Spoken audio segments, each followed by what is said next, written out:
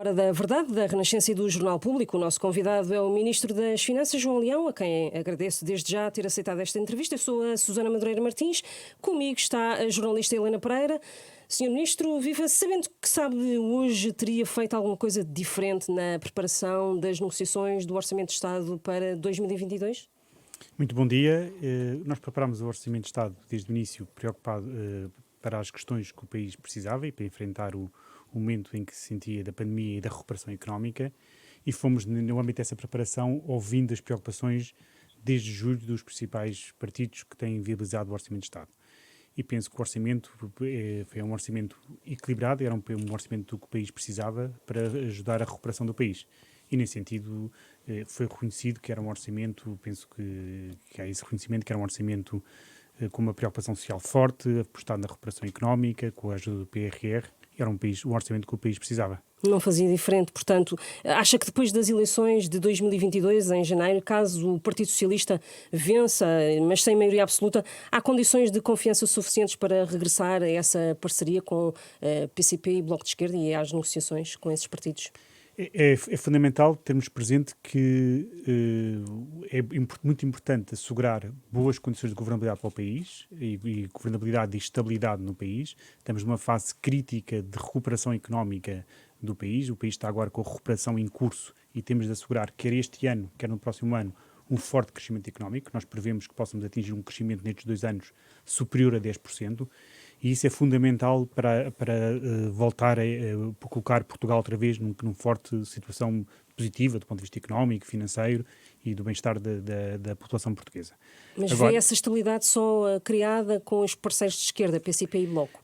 o que acho que é fundamental para conseguir essa estabilidade é o PS ter uma votação reforçada, uma maioria reforçada, mais Absoluta.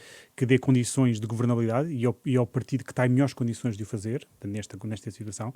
Também é importante percebermos que, a partir com a recuperação do orçamento do Estado, houve uma alteração face ao que tinha sido os 6 anos anteriores. E isso colocou novos desafios à governabilidade e à estabilidade.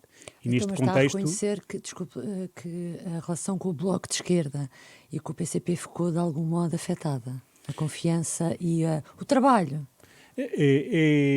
Penso que é inegável para todos que a reprovação do Orçamento de Estado tem o seu significado. Ou seja, um caminho que foi feito 6 anos importante, que foi feito e foi um caminho que em 2019 os portugueses validaram e deram uma votação muito forte a estes 3 partidos, e em particular ao PS, e que no fundo queriam manter uma solução de governação que desse os mesmos caminhos positivos que tinham sido conseguidos até 2019. Com a reprovação do Orçamento de Estado, torna-se cada vez agora mais importante as questões de como é que se assegura a governabilidade e a estabilidade num momento crítico para o E acha país. que ainda é possível ser com o Bloco de Esquerda e com o PCP? Eu penso que o essencial para o país era ter uma maioria reforçada, que isso é a melhor forma de conseguir a tal estabilidade que o país agora tanto precisa para conseguir a tal e os portugueses percebem que face ao que se verificou, dando uma maioria reforçada ao PS, é a melhor forma de conseguir a tal governabilidade e estabilidade que vai assegurar que não interrompemos a forte recuperação da economia em curso e a capacidade de executarmos o PRR e as novas medidas para a recuperação do país. Esse é o plano A. E o plano B?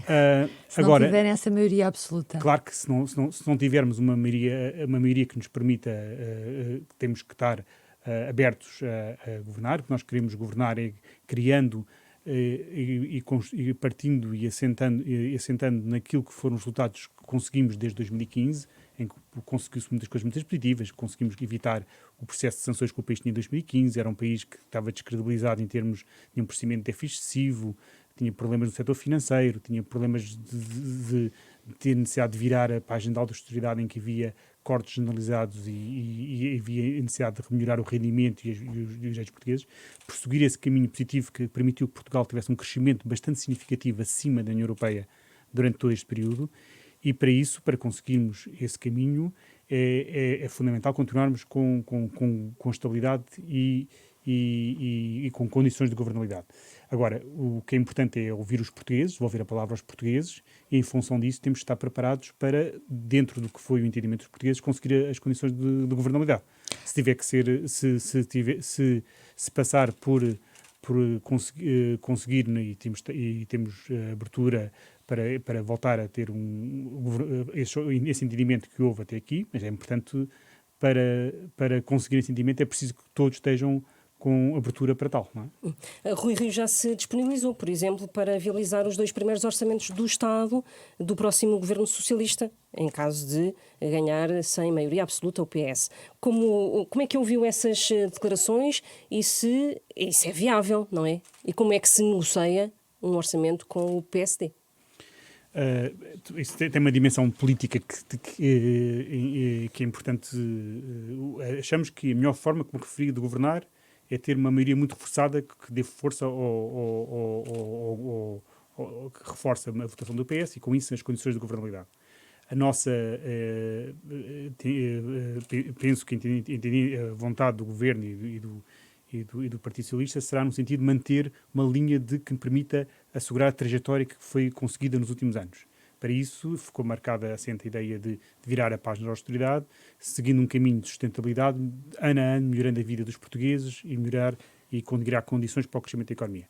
Temos, em muitas áreas, visões diferentes do PSD em muitas áreas. Portanto, nem sempre é fácil chegar a entendimentos com o PSD.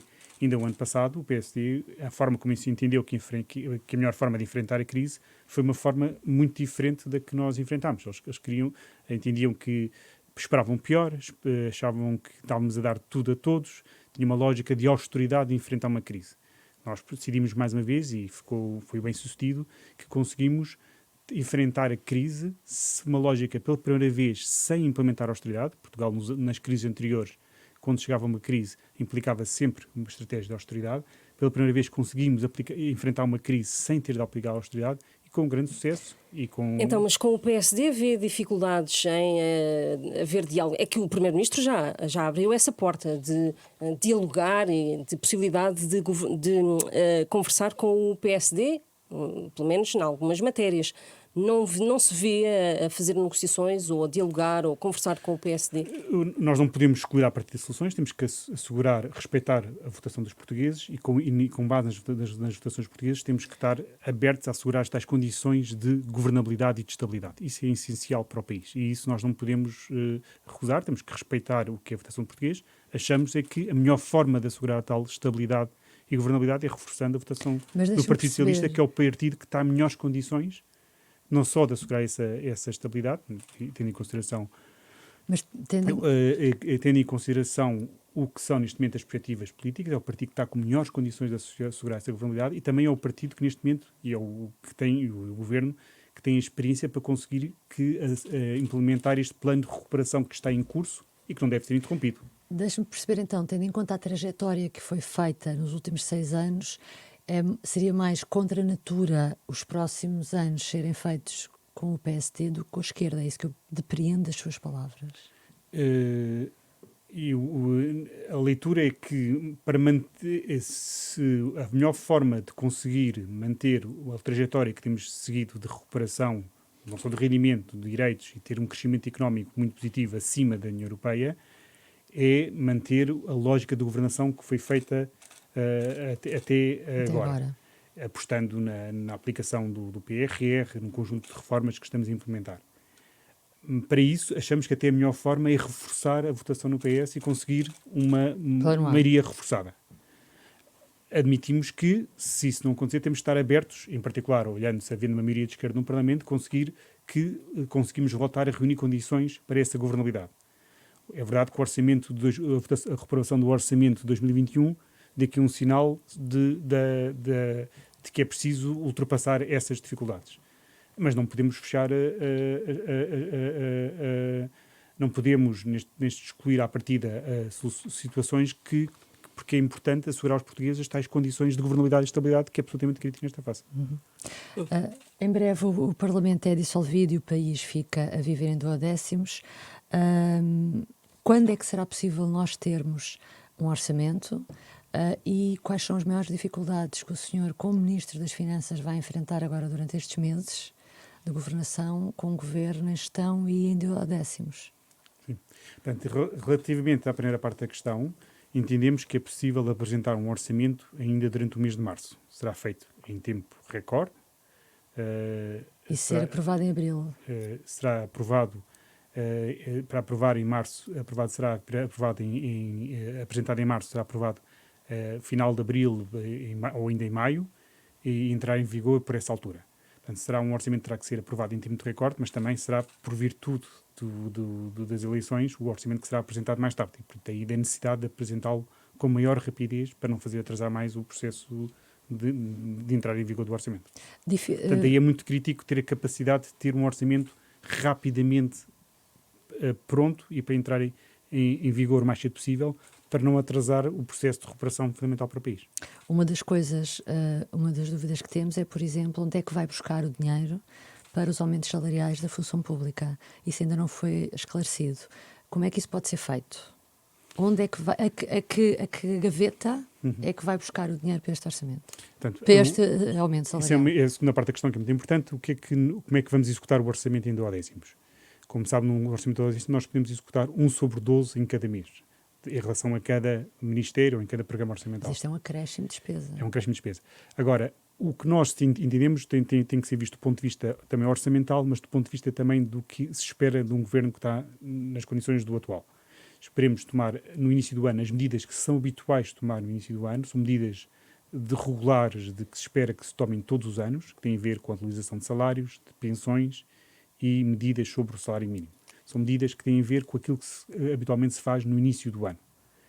Medidas de natureza mais extraordinária que refletem opções políticas que estavam previstas no Orçamento de Estado, aí entendemos que o momento adequado para as apresentar será na altura quando o governo voltar a ser um governo do Partido Socialista, como se espera, que seja apresentado nesse contexto e que as medidas sejam apresentadas, as medidas de natureza mais estrutural no âmbito do Orçamento para 22. Agora, respondendo à sua questão, na parte do orçamento e do duodécimos, no que toca às prestações sociais, a lei de enquadramento orçamental dá uma flexibilidade no sentido da antecipação dos duodécimos. Toca no que diz respeito à atualização de pensões, que está prevista na lei, e que o Governo vai fazer a atualização de pensões tal como está prevista na lei. Aliás, desde 2016 temos feito todos os anos a atualização de pensões. No que toca às despesas com pessoal, nós temos a flexibilidade não da lei de enquadramento orçamental, mas tem a ver com a aplicação de 1/12 do duodécimos, e nós sabemos que em cada mês, devido aos subsídios de férias e Natal, aplica-se menos de 1/12, que dá aqui a margem necessária para fazer a tal atualização regular dos salários. Com base nesses subsídios, ok. Isso é suficiente para garantir o 0,9% aumento? Segundo a nossa avaliação e a nossa estimativa, é exatamente o necessário para conseguir assegurar isso. Não dá margem para outro tipo de alterações, mas permite a atualização em função do valor da inflação. Qual é o valor que isso representa do aumento salarial? Portanto, neste momento, a estimativa que temos para a inflação, que se vai verificar em novembro, é de 0,9%. Temos que aguardar até ao final do mês, e que será uma despesa que nós assumimos no Orçamento de Estado do próximo ano de cerca de 225 milhões de euros. E um agravamento da pandemia com o Governo a funcionar em duodécimos não vai dificultar a gestão? Imaginemos que são precisos mais apoios às empresas, por exemplo, e alargar o layoff. Sim, nós partimos neste momento do orçamento para 21 que tinha alguma capacidade a esse nível de responder perante a pandemia. É importante aqui uma dimensão, é que, por um lado, os últimos números que temos, que vêm dos indicadores de conjuntura sobre a evolução económica, ainda são bastante positivos para Portugal. Há o desafio que nós não podemos ignorar, que nem toda a Europa, até mais do que em Portugal, a pandemia está... o número de casos de Covid estão a aumentar significativamente, e em algumas zonas da Europa, em particular na Europa Central e Leste, estão a começar a acontecer algumas medidas de confinamento que afetam a atividade económica nesses países. Bastante apertadas até. Bastante apertadas, não é? E nomeadamente na Áustria e alguns outros países que estão a avançar para esse tipo de medidas. Agora, em Portugal, nós temos uma diferença face a esses países, é que temos uma taxa de vacinação muito mais alta. Nós temos neste momento cerca de 87% da população com a vacinação completa. Isto o que nos permite fazer é que os dados dos peritos e dos dados científicos nos dizem que, tendo a vacinação completa, a percentagem de pessoas que têm sintomas graves que implicam a sua hospitalização ou ida para os cuidados intensivos reduz drasticamente. Portanto, isto cria em Portugal a expectativa de que não sejam vir a ser necessárias medidas que afetem muito a atividade económica. Portanto, o Governo está a preparar um conjunto de medidas que será aprovado amanhã em Conselho de Ministros. Tem, neste momento, já ouviu na semana passada os peritos no âmbito da reunião do Infarmed, ouviu ontem os partidos e ainda está hoje a ouvir os partidos, para tomar um conjunto de medidas que se espera que não tenham impacto significativo na atividade económica, porque são medidas, sobretudo, relacionadas com a necessidade de uso de máscara, de vacinação, de uso do certificado, de garantia que as pessoas que quando chegam a Portugal não estão, que não têm Covid. E mais apoios às empresas ou não? Neste momento, nós temos os apoios às empresas já montados e preparados em função das medidas que forem tomadas. Portanto, neste momento não antecipamos necessidade de medidas que afetem diretamente a atividade das empresas, mas se a pandemia começar a afetar a atividade das empresas e a receita, as medidas estão em vigor e têm mecanismos até automáticos, em alguns casos, que permitem reforçar os apoios dessas empresas. Que não é preciso Portanto, passar pela no caso da Assembleia da retoma República. progressiva e do layoff, em função das medidas, da evolução da atividade das empresas afetada pela pandemia ou de medidas que sejam tomadas, automaticamente são despletam esses mecanismos de apoio às empresas. Então, quer dizer que isso é possível sem passar por lei da Assembleia da República, a renovação de alguns incentivos às empresas? Isso é possível caso caso a pandemia venha a afetar significativamente a atividade das empresas ou haja medidas de confinamento sobre essas empresas. Mas que neste momento não se espera, nesta fase não é expectável que venham a ser necessárias esse tipo de medidas, porque, repito, a vacinação tem uma taxa, há estudos que sugerem que a vacinação reduz até em 90% a quantidade de pessoas que chegam às UCIs ou mesmo o número de mortes por Covid. A evolução do ponto de vista de saúde dos portugueses e do ponto de vista do Serviço Nacional de Saúde for a que neste momento se espera, tendo em consideração a taxa de vacinação dos portugueses, não se espera que o setor do Serviço Nacional de Saúde seja tenha extremamente pressionado ao ponto de implicar medidas duras de confinamento. Mas deixe-me só esclarecer uma coisa que falou, que foi sobre o comércio, sobre as medidas que vão ser tomadas. Porque o que se fala, por exemplo, é isso que eu queria perceber, então não vai haver restrições do horário de comércio, não vai haver dupla exigência de uma pessoa ter o certificado, mas ter também um teste negativo para entrar num estabelecimento comercial. Porque isso são coisas que afastam os clientes, não é? E afetaria a atividade económica. Depreendo, então, das suas palavras, que tudo o que tem a ver com aumentar essas exigências nos estabelecimentos comerciais vão ter muito cuidado a tomar essas medidas ou limitar ao máximo para que não influenciem a atividade económica, é isso? O impacto? É sobretudo nesta fase tomar medidas que sejam importantes para proteger os portugueses, a saúde dos portugueses e garantir que não vamos estar numa situação de dificuldade, sobretudo ao nível do Serviço Nacional de Saúde e da prestação de cuidados de saúde. Relativamente à questão concreta, claro que o Governo decidirá amanhã. Porque ontem falava-se muito disso, dos cafés, dos restaurantes. O que se espera, o Governo vai decidir amanhã, mas a expectativa é que não sejam tomadas medidas que afetem significativamente a atividade. As medidas são, por exemplo, como o uso de máscara, mais testes, medidas como, em alguns casos mais especiais em que o grau de contágio é muito elevado, ter um cuidado adicional, em situações mais concretas, em termos da possibilidade de fazer o duplo teste, como refere. Sim, isso era para espetáculos, concertos, coisas muito circunscritas, em que a percentagem de contágio é muito mais elevada, aí poderá ter que se tomar um cuidado adicional, mas são sempre medidas que procuram evitar o impacto na atividade económica e nesse sentido Portugal está numa situação melhor que muitos países, sobretudo da Europa de Leste e mesmo também da Europa Central, em que estão neste momento numa situação muito mais difícil até do ponto de vista do seu Serviço Nacional de Saúde. Restrições de horários, por exemplo, no comércio, isso está afastado? Quer dizer, nesta fase e na situação atual, claro que o Governo terá de decidir amanhã e ponderar amanhã as decisões que deve tomar, mas nesta fase não se entende como algo que seja necessário. Com a queda do Governo ficam em causa as primeiras metas de reformas estruturais que Portugal tinha que cumprir para receber os apoios do Programa de Recuperação e Resiliência? Uma dessas reformas passava, por exemplo, pela nova lei das ordens profissionais. Quais é que são as outras desta primeira fase? Portanto, face à primeira avaliação que nós temos que entregar, não há medidas que dependam agora da aprovação do Parlamento. Portanto, o Governo está em condições de garantir a aprovação das reformas que são necessárias para a primeira avaliação que vai ser feita.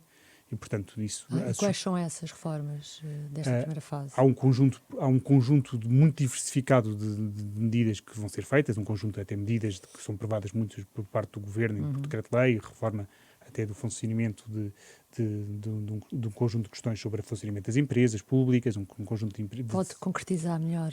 Não, mas há um conjunto muito variedade de reformas, de várias, há um conjunto de investimentos que também estamos a concretizar, há questões de estratégias que temos que aprovar, ainda na próxima semana, ou nas próximas semanas será aprovada a questão da estratégia para a pobreza, que também está prevista no programa de recuperação e resiliência. Também entra para isto. Há um conjunto muito alargado de reformas e medidas que são tomadas, e as que dependem de ter o que é de novo aqui, que pode afetar e que poderia ter implicações aqui, é o facto da dissolução da Assembleia da República, que se espera no final deste mês ou no início do próximo.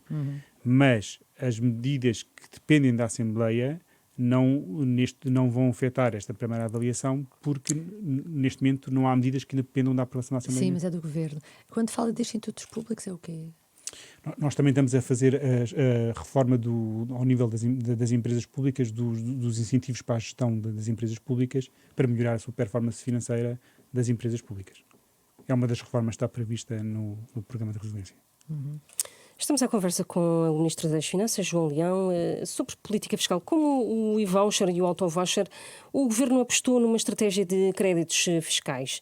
Essa estratégia pode ser agora alargada a outros impostos, inclusive ao IRS? Isso é possível neste momento ou a prazo? Sim. Para o IRS, a nossa proposta, e dando continuidade ao que dizemos desde 2015, era uma estratégia que passava por alívio do IRS para a classe média através da alteração do número de escalões. E essa proposta que tínhamos feito, em conjunto com outra proposta importante do ponto de vista estrutural, que é o reforço ao nível do IRS dos apoios às famílias, eram reformas que tínhamos estado a fazer, que eram reformas muito importantes. Essas, sim, tiveram que ficar suspensas porque o orçamento foi reprovado.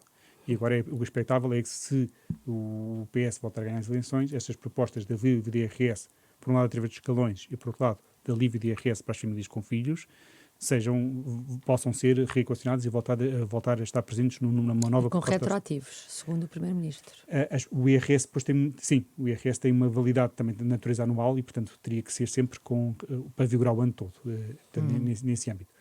Agora, o mecanismo que nós criámos do e-voucher é uma plataforma inovadora que foi criada em Portugal. Aliás, nas próximas no princípio de dezembro, o ministro da área do orçamento de França vem a Portugal, e uma das coisas que quer estudar é este novo mecanismo inovador que o governo fez, porque nos permite a Portugal, ao contrário do que vai acontecer em França, fazer rapidamente mecanismos de apoio de forma muito célere, o que a França não vai conseguir fazer. Vou dar o exemplo do caso do auto-voucher. O auto-voucher, que era um medida de alívio e de ajuda às famílias face a uma subida muito súbita dos preços dos combustíveis. Em França decidiu-se não uma medida mais focada nos combustíveis, como o governo português fez, através do auto-voucher e do alívio do ISP, devolvendo o excesso de IVA que cobrou com o aumento do preço dos combustíveis. Em França não fez isso, mas fez uma medida mais transversal para famílias de rendimento mais baixo, mas não focada na área dos combustíveis. Mas esse processo em França vai demorar meses a aplicar-se, enquanto o nosso auto-voucher, que foi anunciado até umas semanas depois de França, já está a ser transferido para as famílias, já foram transferidas 3 milhões de euros até ao momento, e já está com uma execução forte e está muito rápida. Em França eles vão ter um mecanismo que é demorado e que só a partir de dezembro contam fazer as primeiras transferências, e vai ser por fases, porque é um mecanismo mais demorado. Este mecanismo do e-voucher, que agora aplicamos aos combustíveis, permite-nos atuar com mais rapidez em situações que são muito importantes, sobretudo num contexto de mudanças provocadas pela pandemia, que obrigaram a alterações muito súbitas da conjuntura, e que é preciso mecanismos rápidos para reagir e para ajudar as famílias e as empresas Mas a nossa pergunta a realmente é enfrentar. mais para o futuro, que é, este modelo pode ser replicado de outras formas, incluindo no IRS, e já agora, como falou do caso de França, e julgo que o seu antecessor também chegou a defender isso, que era créditos fiscais para as famílias mais pobres, será que no futuro o Governo equaciona medidas desse género de crédito fiscal para os mais pobres? Há dois tipos de medidas importantes. Há medidas de mais natureza estrutural, como era a que tínhamos no Orçamento de Estado ao nível do IRS, desagravamento do IRS e que estavam presentes na proposta do Orçamento para 2022. Essas medidas não fazem sentido serem medidas permanentes e que não tenham que fazer uso deste mecanismo do e-voucher. Este mecanismo do e-voucher é mais adequado a situações de ter que agir de forma rápida a situações de alterações súbitas da situação económica e das condições das famílias. E, portanto, é mais para medidas de natureza temporária ou extraordinária. Mas também não se...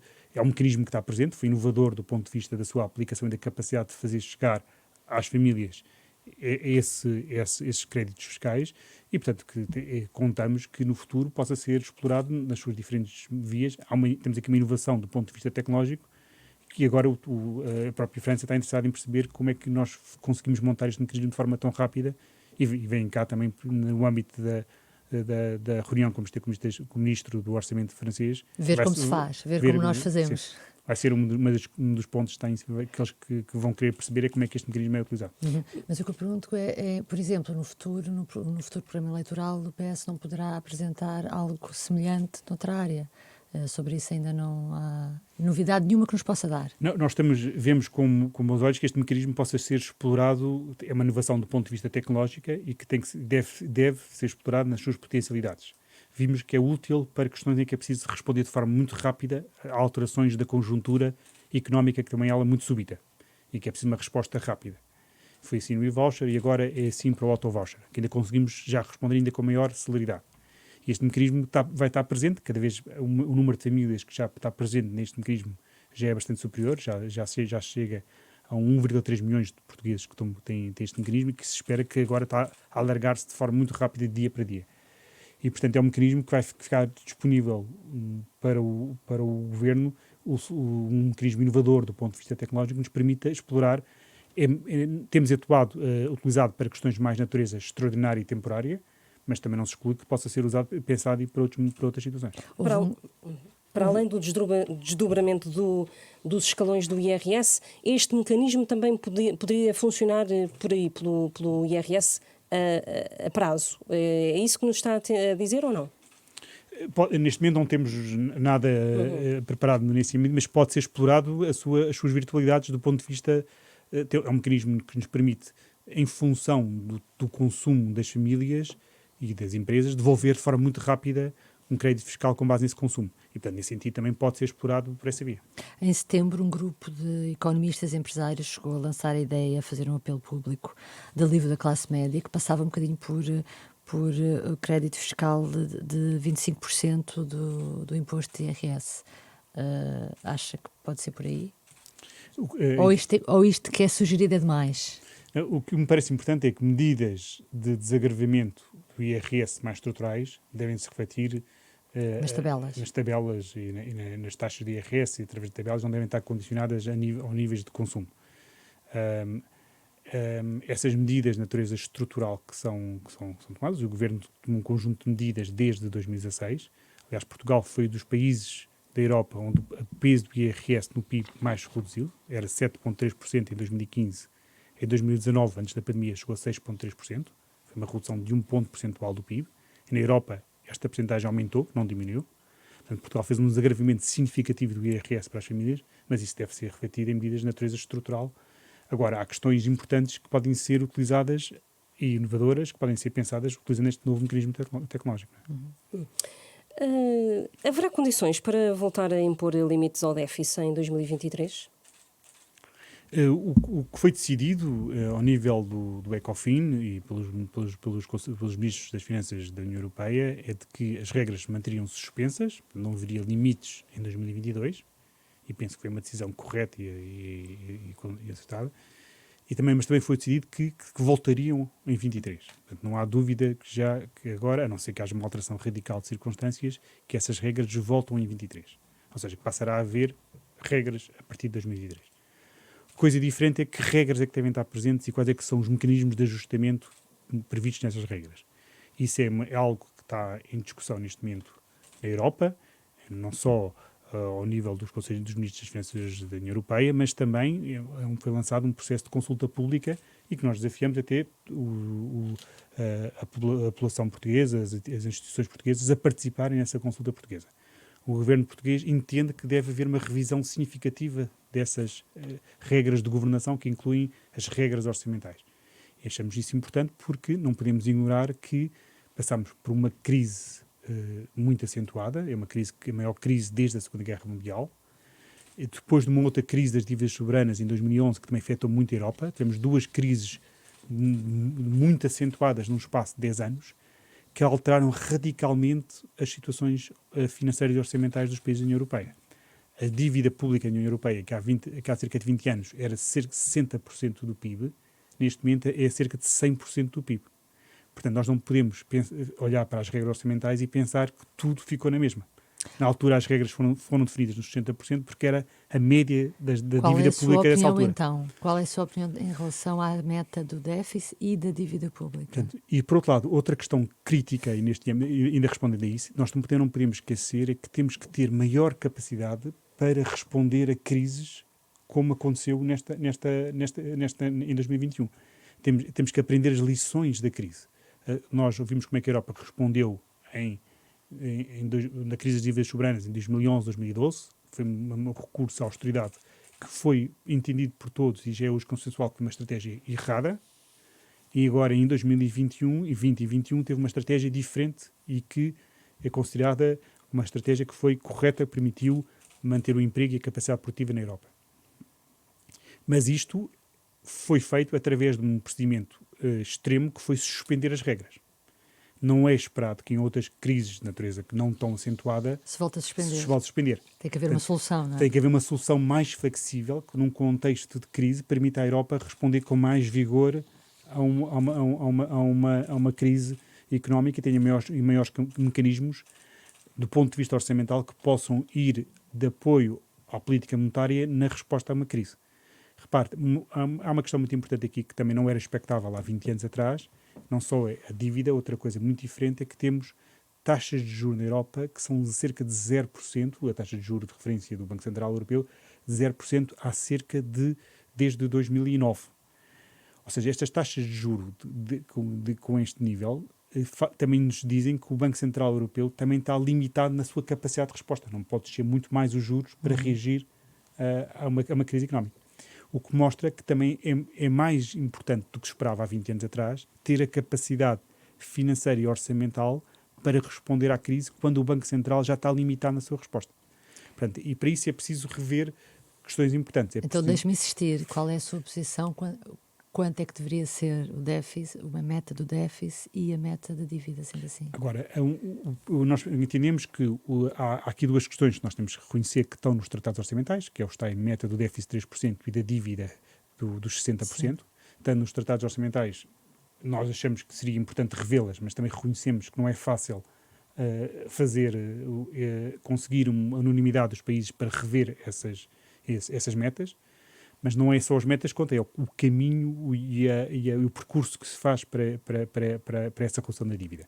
Neste momento, para a dívida pública, para se chegar, enquanto a dívida estiver acima dos 60%, pressupõe-se que reduz 1/20 em cada ano, o que implica em muitos países um aperto orçamental se for implementado a partir de 2023.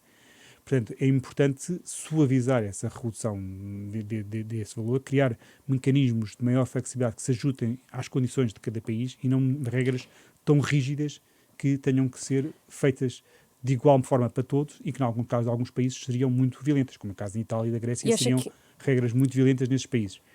Agora, portanto, é importante, e também é importante pensar, para nós parece-nos que faz sentido, para além dos 60%, introduzir outras referências sobre a dívida pública, referências mais realistas. Neste momento, a dívida pública média na Europa são os 100%. poderia também ser usada essa referência como algo, aliás, que é a proposta do IESM, que se usa também a referência da dívida dos 100%, e esse elemento também podia ser um mecanismo de incentivo para os países se aproximarem da dívida dos 100%. Neste momento, o patamar dos 60% é um patamar ainda muito distante para muitos países. Neste momento, a média na Europa é de 100% no caso da Grécia, está nos 200%. Portanto, é natural que era importante haver para a dívida pública também patamares diferentes de dívida pública, para além dos 60%, ter outro patamar de horizonte para a conversão da dívida pública, que seriam patamares também mais coerentes com o que neste momento se verifica. E é possível rever os tratados para 2023? Acredita que isso é possível? Nós não precisamos, é uma boa questão, ou seja, o que eu estava a querer explicar é que as tais regras de 60% da dívida e de 3% do déficit estão nos tratados, portanto é difícil fazer essa revisão. Se for possível, ótimo, mas não antevejo que isso seja fácil de concretizar. Mas, para além dessas duas regras que estão nos tratados, há as regras de como é que se faz o caminho para essa. E isso não está nos tratados. Ou seja, isso pode ser feito de forma mais que não exige unanimidade de todos os países e portanto, não implica uma revisão dos tratados. E, portanto, é algo que... É criar exceções dentro do tratado para a certos forma países. dos mecanismos de ajustamentos, qual é que é. Por exemplo, Normas esta transitórias, regra por exemplo. tem que se reduzir a dívida, a diferença para os 60% em 1/20 não está no tratado. Portanto, isso pode ser alterado.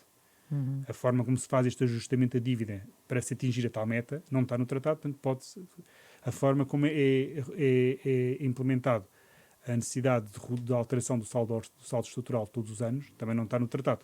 Portanto, isso, portanto, não implica uma revisão do tratado para alterar essas regras que implicam, muitas vezes, reduções do déficit significativas num contexto em que a economia não está ainda em recuperação completa.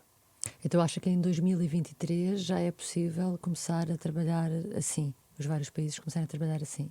Parece-me que é fundamental conseguir isso. Penso que Está otimista, porque agora há eleições, há várias mudanças nos vários países da zona euro. Está otimista de que vai ser possível haver esse consenso, pelo menos? Por um lado, o que nós sabemos, por um lado, é que as regras vão voltar em 23. Isso não temos dúvidas. Mas depois, sim. Agora, isso aí, a não ser que a pandemia nos surpreenda ou haja alterações radicais de circunstância, é inevitável que as regras voltem em 23.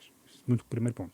Segundo ponto, parece-nos que é possível e desejável, e estamos convencidos que é isso que nós devemos procurar fazer com a expectativa de que isso é possível, é alterar as regras e os mecanismos de ajustamento que são previstos para 23. E, portanto, se não fizermos isso, penso que a Europa pode estar a cometer um erro muito grave na avaliação que fez da forma como em política orçamental é importante, sobretudo num contexto, como referi, de crise económica, num contexto em que o Banco Central Europeu já tem uma atuação limitada para a resposta à crise, é importante não fazer um ajustamento demasiado rápido nas regras orçamentais que ponha em causa a recuperação económica da Europa. Passemos para o tema da TAP. A discussão com Bruxelas sobre a TAP está na fase final. Já manifestou a confiança que o plano de reestruturação será aprovado em breve. Para quando é que podemos ter um plano de reestruturação aprovado?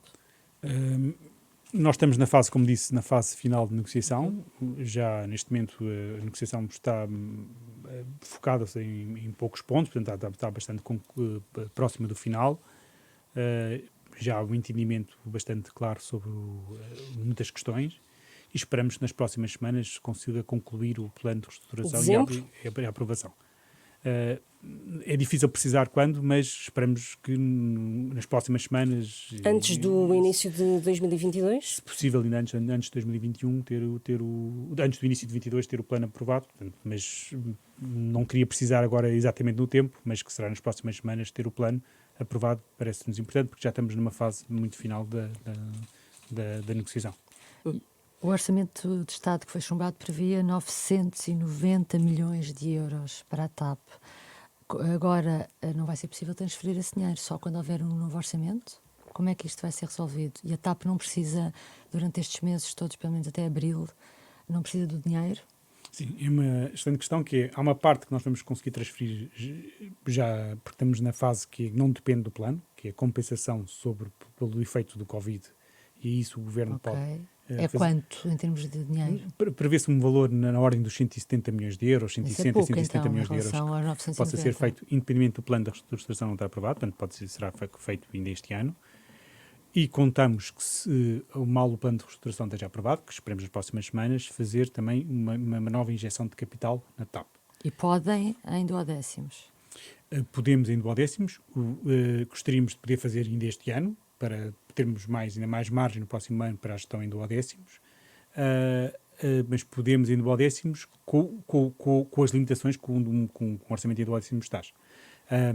A margem que existe aí é como nós temos as injeções de capital na TAP, numa rúbrica que tem a ver com a aplicação em investimentos financeiros do Ministério das Finanças. Essa rúbrica tem uma capacidade em duodécimos superior à execução de outras áreas. Portanto, isso E aí tem quanto dinheiro nessa gaveta? Nessa rúbrica temos o montante necessário para fazer para chegar aos 900 milhões. É. E em relação à CP, o perdão da dívida da CP ficou sem efeito com o chumbo de 2022, porque segundo o ministro Pedro Nuno Santos, peço desculpa, a forma escolhida pelas finanças para resolver esta questão foi transformar a dívida em aumento de capital do Estado. E isso é inviável sem o orçamento. Isto significa que as finanças estão a condenar a empresa de ferrovia? Repara, o que foi acordado era que se faria aliás, a redução da dívida da TAP já tem sido feita, mas que para o Orçamento de 22 fazia uma redução mais acentuada da dívida, sobretudo da parte que era uma dívida ao próprio Estado, que a CP devia ao próprio Estado. No fundo, e essa dívida, para fazer isso, faríamos isso através de um aumento de capital da CP que estava previsto no Orçamento de Estado. Também não me parece que isso seja algo que poderá estar no próximo Orçamento de Estado, que não fique inviabilizado pela reprovação do Orçamento de Estado. Não é algo que tem que ser feito no mês de janeiro ou fevereiro, tem algo que era previsto ser feito em 2022 e está em condições de ser feito. Portanto, não fica impossibilitado pela reprovação do Orçamento de Estado, desde que se aprove isso no Orçamento de Estado. É algo que também temos que ver esta sensibilidade, que também tem que estar presente nessa avaliação, é que temos que fazer isso num quadro que depois, tendo em consideração o contrato de serviço público e a admissão compensatória com a CP, não coloque em causa a questão dos auxílios do Estado. Portanto, temos que compatibilizar as duas preocupações, ter o orçamento que nos permita fazer essa injeção de capital e fazer de uma forma que nos garanta que não coloque dificuldades ao nível dos auxílios do Estado a uma empresa como a da CP. Até abril a CP não fica assim com um garrote no pescoço em termos orçamentais? À conta disto, não haver orçamento? Não, porque esta era uma medida de natureza extraordinária ou seja, esta dívida histórica da CP tem estado presente ao longo das últimas décadas. Não é algo que... Então, pergunto outra coisa. No próximo Orçamento de Estado vão pôr lá o perdão, aquilo que não foi agora aprovado, porque caiu, o perdão de dívida vai constar no próximo Orçamento de Estado? Penso que o próximo governo terá que fazer. Se for o próximo governo do PS. Eu diria que sim, que faria sentido que voltássemos a fazer a mesma proposta e que isso ficasse previsto no próximo Orçamento de Estado. E até lá, como é que a CP pode resolver os seus problemas financeiros? Como refiro, isto era algo que esta dívida histórica da CP está na CP há décadas, não é algo que se coloque em causa o funcionamento normal da CP no próximo ano. Porque era alguma coisa que já vinha de décadas, era para criar, nesta nova fase da CP, que também está sujeita a condições a CP agora como é uma empresa que no mercado está em condições de concorrência com outras empresas, potenciais de concorrência, e que está sujeita também a regras de auxílio do Estado e regras de apoio do Estado.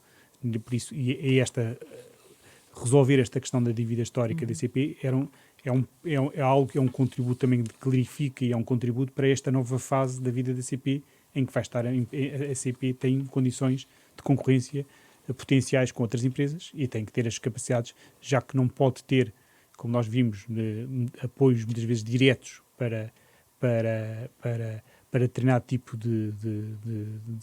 no caso de um longo curso em que tem situações de concorrência, não pode ter esses apoios diretos para compra de investimento, para investimento, a CP ter outros mecanismos que passam por financiamento alternativo, mas para isso também precisa ter a sua situação financeira mais regularizada para ter essa capacidade de encontrar mecanismos de financiamento alternativos. Não sei se me consigo explicar. Sim, mas é realmente mais técnico. Deixa-me passar então para outra questão.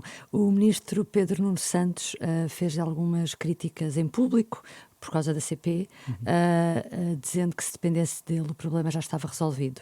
Já teve a oportunidade de esclarecer com o seu colega de governo estas questões? Estão de relações cortadas por causa disso? Achou injusta a crítica que o ministro lhe fez? Nós, no âmbito já depois dessa situação, preparámos em conjunto um conjunto de medidas para o Orçamento de Estado que previam sobre o Ministério das Infraestruturas, que é um ministério que, para o Orçamento de Estado para 2022, tem medidas muito importantes e de impacto financeiro muito grande. Tem não só a questão da dívida histórica, mas também a maior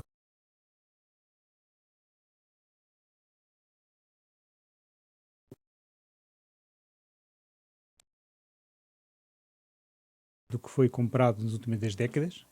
Portanto, é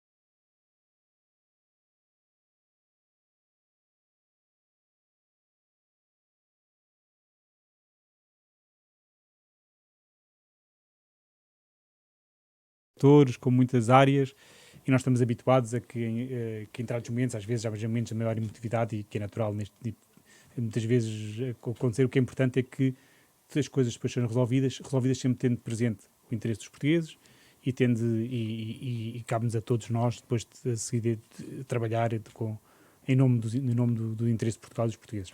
Antes de passar para a reta final, eu tinha só duas dúvidas aqui que me esqueci de esclarecer. Uma tem a ver com a Zona Franca da Madeira, que foi uma notícia há pouco do Público. Por um lado, se tem esperança de reaver aqueles milhões de euros, e se por outro lado, uma vez está em curso um estudo sobre a viabilidade, se acredita que realmente a Zona Franca da Madeira no futuro será viável. São duas questões numa. Portanto, houve essa decisão da Comissão Europeia, nós estamos em contacto com a Comissão e em avaliação com a Comissão. Agora estamos a ver com a Comissão Europeia quais é que são as formas por decisão da Comissão Europeia de reaver os montantes que a Comissão Europeia considerou que são indevidos. Não é uma opção fácil de concretizar, mas é isso que está decidido pela Comissão Europeia, e nós estamos em contato com a Comissão Europeia e ver como é que implementamos de uma forma que não crie dificuldades nesse processo. Mas a Zona Franca da Madeira, se for feita de uma forma que seja com vista aos objetivos que foram identificados, de criação de emprego na zona e diminuição da economia dessa zona, se tiver como esse objetivo essencial, tem viabilidade e deve ser preservada. Não é? E por outro lado, a outra dúvida que eu tenho é se o Governo vai continuar a aplicar o adicional do ISP em janeiro, porque houve outras matérias que foram há pouco tempo à Assembleia da República para serem renovadas, como a contribuição extraordinária da banca, mas não apresentaram esta questão do adicional do ISP, porque consideram que está em vigor e que pode continuar em vigor, embora haja dúvidas jurídicas sobre isso. Só para clarificar, em janeiro vai continuar a existir adicional do ISP? Essa medida do adicional do ISP foi aprovada no anterior governo do PSD-CDS, e é uma medida que na prática na altura implicou um aumento do ISP, mas que foi incorporado no ISP. Agora, essa norma o que faz é consignar ao Fundo Florestal Permanente, portanto, à política florestal do Estado, essa verba. Não é uma norma que Tenha que ser renovada. não tinha que ser renovada no sentido do aumento, de garantir aquele nível de imposto. É uma norma que a única coisa que assegura é a consignação dessa verba à política florestal do Estado. Então deixa-me perceber. Então, Portanto, tem que se encontrar um mecanismo no orçamento, de garantir que as verbas continuam a chegar à política ao fundo. florestal. Mas essa norma em si, Não implica não deixar de cobrar. É. Ok. porque isso já está incorporado no valor do ISP. Vamos avançar. Alguns membros do Governo, como a Ministra da Justiça, de resto ao Jornal Público, já assumiram que não vão continuar no Governo caso o PS ganhe as eleições legislativas de janeiro. O Sr. Ministro das Finanças está disponível para ficar para um novo Governo do PS, se o PS ganhar estas eleições? O que me parece importante aqui nesta fase agora o país vai para as eleições e a formação do governo é sempre uma competência exclusiva Mas estou-lhe a e perguntar única pessoalmente do Sr. Primeiro-Ministro, como entendo. Da minha parte, o que estou focado é em garantir que temos aqui desafios importantes nesta fase de conclusão de um ano muito difícil e de enquadrar, do ponto de vista financeiro, todas as medidas que tomamos e garantir a execução do orçamento com sucesso até ao final do ano. Garantir também que no setor financeiro as medidas de transição de fim das moratórias e a evolução do setor financeiro é uma evolução positiva e garantir também a preparação ao nível da aplicação do Plano de Recuperação e Resiliência, que tem desafios do ponto de vista financeiro e orçamental também muito significativos que estamos a trabalhar em vigor e por outro lado, todo um conjunto de questões que é o desafio da preparação do próximo ano, dos primeiros meses do próximo ano, de um orçamento em duodécimos, que cria desafios significativos do ponto de vista financeiro e orçamental e que estamos, neste momento, também a preparar. Nomeadamente, já referimos o enquadramento de um conjunto de medidas que já referimos no início da entrevista, como as despesas com pessoal e as pensões. Agora, o que é importante é estarmos focados e é isso que estamos focados nesta fase. Agora, eu, da minha parte, a minha carreira, que tenho muito gosto, é a carreira académica, sou professor de Economia do ISCTE e tenho muito gosto nessa função e também é verdade que tenho estado, estes 6 anos foram 6 anos de muito trabalho e penso que do ponto de vista financeiro, orçamental e macroeconómico foram anos bastante Então, está positivos. cansado, é? Não digo isso, estou a dizer é que a formação do governo, vamos para eleições, primeiro cabe ao país decidir, cabe ao Sr. Primeiro-Ministro também decidir a formação do governo e isso é uma competência exclusiva dele. Mas se o Primeiro-Ministro chamar, se for este Primeiro-Ministro, estará disponível. É mais assim. O que me parece importante é que nós não, nesta fase, isso é uma competência do Sr. Primeiro-Ministro. Nós estamos aqui focados agora naquilo que o país precisa, que é assegurar, por um lado, nesta fase de transição económica, nesta fase da pandemia e na fase também de exigente do ponto de vista da conclusão de um ano, do ponto de vista financeiro e orçamental muito exigente e da preparação do próximo orçamento em duodécimos que vamos ter ainda cerca de pelo menos 5 a 6 meses de um orçamento em duodécimos, até pelo menos maio vamos estar num orçamento em duodécimos e isso tem desafios que têm que estar a ser preparados desde já.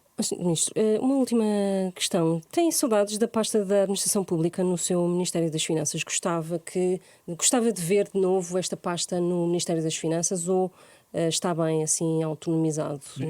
Não vou pronunciar sobre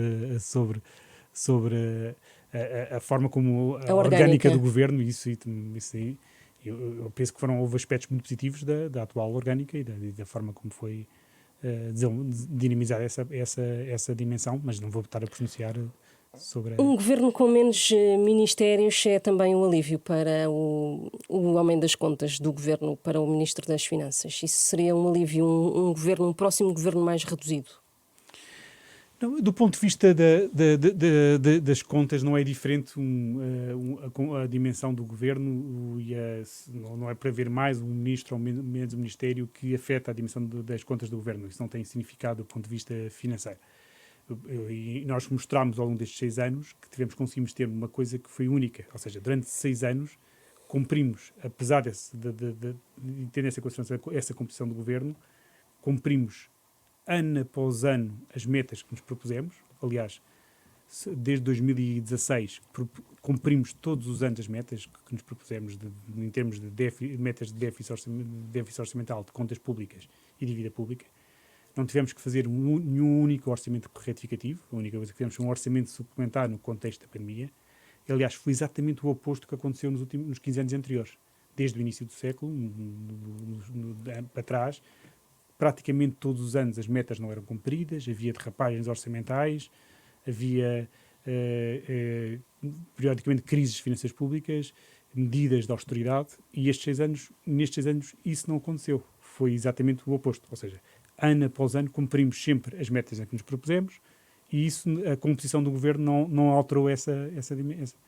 Agradeço ao Ministro das Finanças, João Leão. O Hora da Verdade regressa na próxima semana.